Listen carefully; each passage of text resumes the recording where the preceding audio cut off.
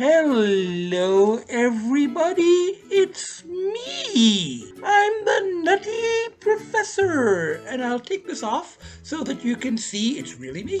And I don't need the hat either. I'm starting with the mask because in the last podcast we we had a segment on masks, and I wanted to show that I have a new black cloth mask that matches my Nutty Professor black t-shirt. Now, the last podcast was a special anniversary edition, 1 year of podcasts.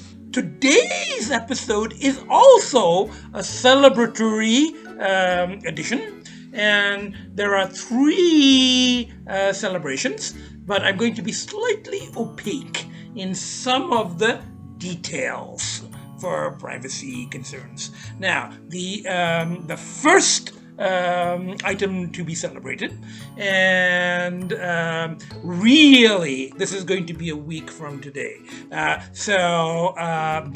that is the day that we would like to hopefully be able to release this podcast. And that first item is when you are seeing this, on the day that you're seeing this, or the day after it's released, it will have been my birthday. And we had a special birthday edition podcast last year as well, also released on my birthday. And in that one, I dealt with some issues concerning the birthday, as well as possible changes in direction for the podcast. And we have changed directions a few times since then. And also, I was discussing a fall, the aftermath of it, but today's podcast, it is the next birthday, and like last year, I'm not going to give an actual age. I'm a little reticent here. I'm not going to give an actual age in human years. However, last year, I think I said I was about 10 years in cat years. And somebody asked me, they said, "Oh, you don't look 70. And I go, "What are you talking about?" And they said, "Well, that's how you convert. 10 years a cat, and then you multiply by 7, so you should be 70. I said, "No!" I said, "It's not. I think that applies more to dogs, and it's not a direct conversion anyway. I'm quite a bit less than 70. I wasn't flattered by that. But this year, let's say, 10 and a half. 10 and a half in cat years. And, I've got another, clue here, a slightly more serious one, that this birthday that I will be celebrating in a week, so, I will have celebrated by the time you see this. But that birthday is the birthday that Carrie Fisher did not make. And I've talked about Carrie Fisher so many times. She was an actor and a writer who was very open about her own addictions and her bipolar disorder. And she did die, technically at the age that I am right now, because I'm going to turn the next birthday in a week. So she died before making it to that birthday, and of a heart attack, but they did find MDMA and cocaine in her system. So, and I've talked about her quite a bit. So if you know what age she died at, that's the age that I am now, right now, but in a week, I will be the age that she unfortunately was not able to make, And I'm also going to talk a little bit later about a couple of other people I admire who didn't make that birthday. Now, there's a second celebration. And I'm going to be a bit, opaque about this one too. But the second celebration it'll be a major milestone in terms of my being clear, in my terms, PTAP terms, of addictive issues. So in the earlier podcasts, I used to say this many weeks that many months, and then I started to feel that was revealing a bit too much, and I started to get a bit general, and I felt it wasn't helping to be that specific. So I ended up, just saying a couple of months, several months, a few weeks, whatever. And in the last podcast, I said several months, and I'm still clear. And there's going to be a major milestone in terms of months. Another clue here, if I had gone the 12-step route, which, as I've said several times, that wasn't the route for me. But if I'd gone the 12-step route, I think I would have got a green poker chip, for this one, So it's months, but it's a significant number of months, I pretty much told you what it is, So, now, the whole thing is that this is a major milestone, and I'm almost there. I will be at that many months in a week at the same time as my birthday, But if all goes well. But, I do also want to say that it's been very, very tough, and I made this amount of months, partly also due, and I said this in the last podcast, partly due to COVID. COVID did help in terms of pushes against the polls, and the social isolation and all of that stuff kind of helped. In some ways, COVID was also detrimental to me, like to many, many other people, but it did also help me. There was a silver lining, they said in the last, but, it's still been very, very tough. Even now, after all these months, I've been struggling, but I've been making it, something to celebrate, we're gonna, and in terms of my own patap, I guess I have kind of shown that it can be done on your own, without groups or without clinical, I've got my analyst, but without, rehab or anything. It can be done, but it's very, very difficult. So to other strugglers, I would advise, if you can go the other routes, if you have those options and you can do 12-step, or you have, a rehab option that works for you, that you can afford, and that, I would try it, it can be done this way, but it's extremely, extremely difficult, Now, the third thing, and I'm going to be even more opaque about this. The third thing is a personal change in my own immediate family situation, and I'm not going to reveal too much more. I have in the past had issues with people not trusting, what I'm going to say in podcasts and so on, and anonymity, and I've always been very careful about that, So in this, I'm just going to say, that it's a very positive change for me. It's helped me stay clear. It's brought happiness and joy into my life, but the only clue I'll give, not involving my parents, my parents are fine. They're in India, This is involving me in my immediate family here, So, and that's all I'll say. I'll just say, and it's kind of unusual for me to withhold that much, but at this point, I don't think it's something I'm going to reveal publicly, for a couple of reasons, but it's very positive, trust me. So those are the three celebrations, for this podcast. However, there's another direction I want to go in as well, as things have been opening up in Ontario. You can now eat out on restaurant patios, and I have been going out for dinner and brunch. The one thing that hasn't opened yet, and it's going to take a while, is cineplexes, and it's going to be hard to social distance there. But and I really miss it. I've been watching Netflix, but not the same.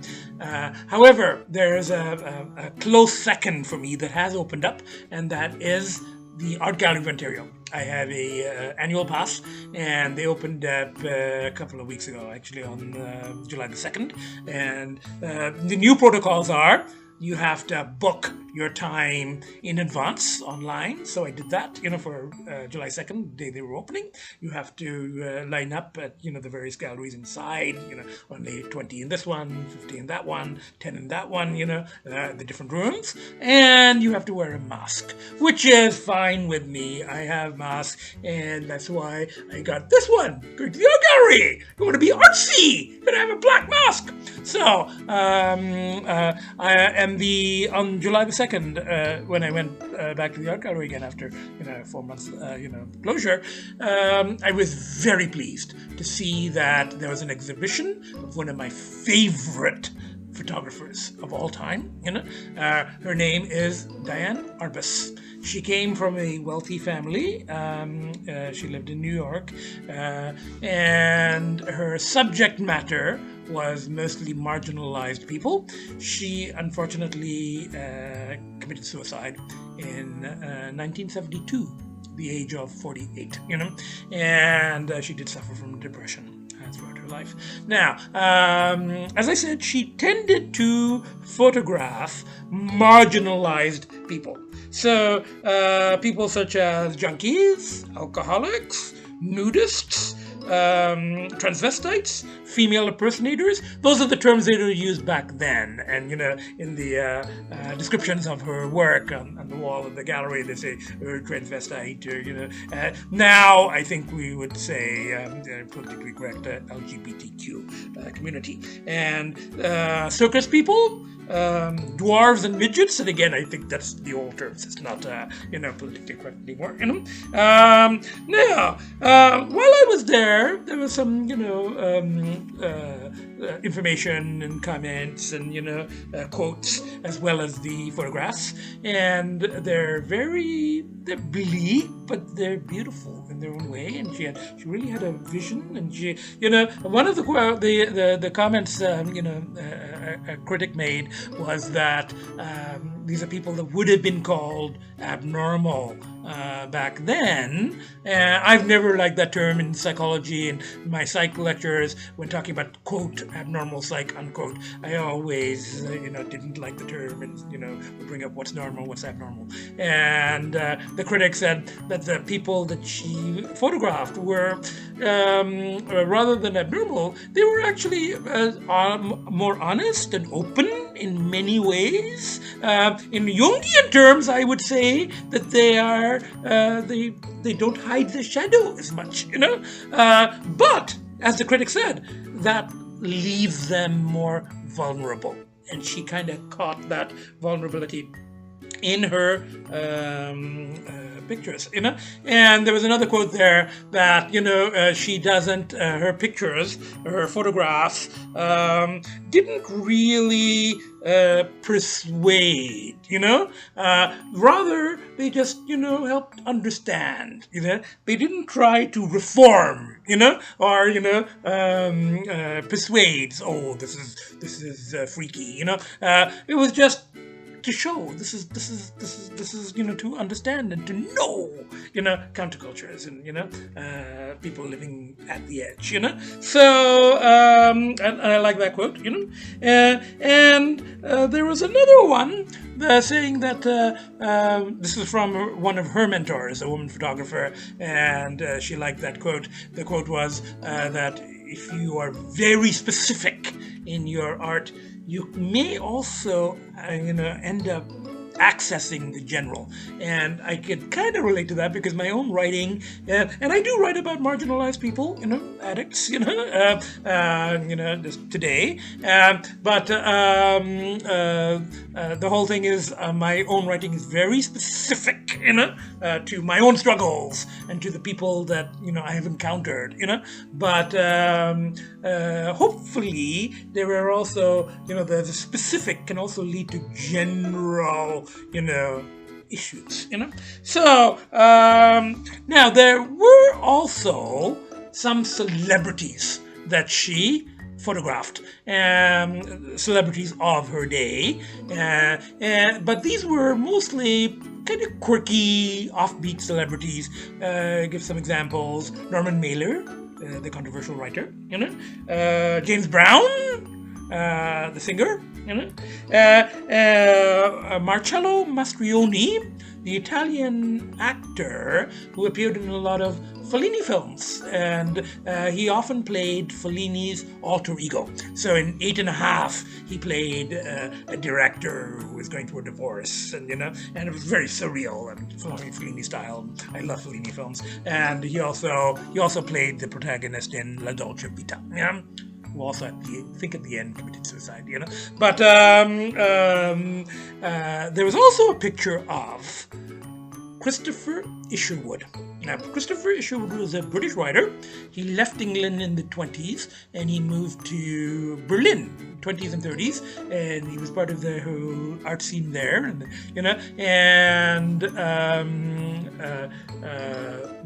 he wrote a book. Actually, a collection of short stories, and there was a novella called The Berlin of Sally Bowles. Now, you're probably more familiar with the movie based on that, and the movie was called Cabaret, from the late 60s with Liza Minnelli, and the movie was directed by Bob Fosse. I think some say Fosse or Fosse, but I've always said Fosse. So Bob Fosse was a dancer originally, and then a choreographer and a director. He directed Cabaret, and he also directed a movie called All That Jazz, which was very autobiographical, with about his own life. It was about a director, of musicals. I personally am not really into musicals, but there's one or two like Cabaret and All That Jazz that I liked, in All That Jazz, he has an alter ego played by Rashid, and basically playing Bob Fosse. And this is a director of musicals who is really stressed and drinks and smokes and does drugs, does prescription drugs and cocaine, and he had a trademark, a kind of a signature saying that he would look in the mirror before a performance to get himself psyched up, and he would say, "It's showtime, folks!" And in the movie, the character dies of a heart attack at the end of it. And it ended up being prescient, kind of dangerous to portray that kind of thing because it happened, Bob Fosse died of a heart attack himself, soon after the movie, at the same age as that Carrie Fisher died at, so he's another one who didn't make the birthday that I'm approaching in a week, and another struggler who didn't make it, but left behind an amazing body of work like Carrie Fisher and like Dianne Arbus, So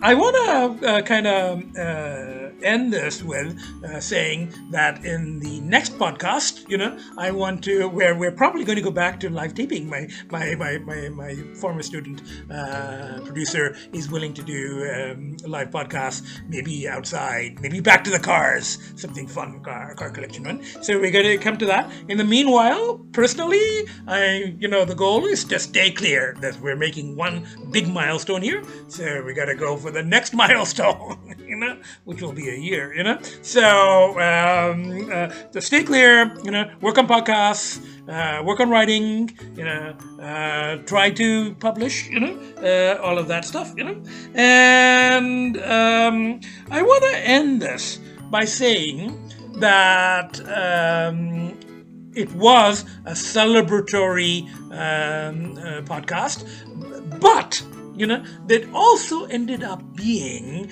a little bit of a tribute, in memoriam, to three of the strugglers that, artists that I admire and that didn't make it, to this birthday, So I'd like to sort of dedicate this podcast to the memory of, Carrie Fisher and Dianne Arbus, and she didn't make it past 48, and Bob Fosse, So I'm going to end this with, my usual, stay safe, add oil, and in the immortal words of the late, great Bob Fosse, It's showtime, folks!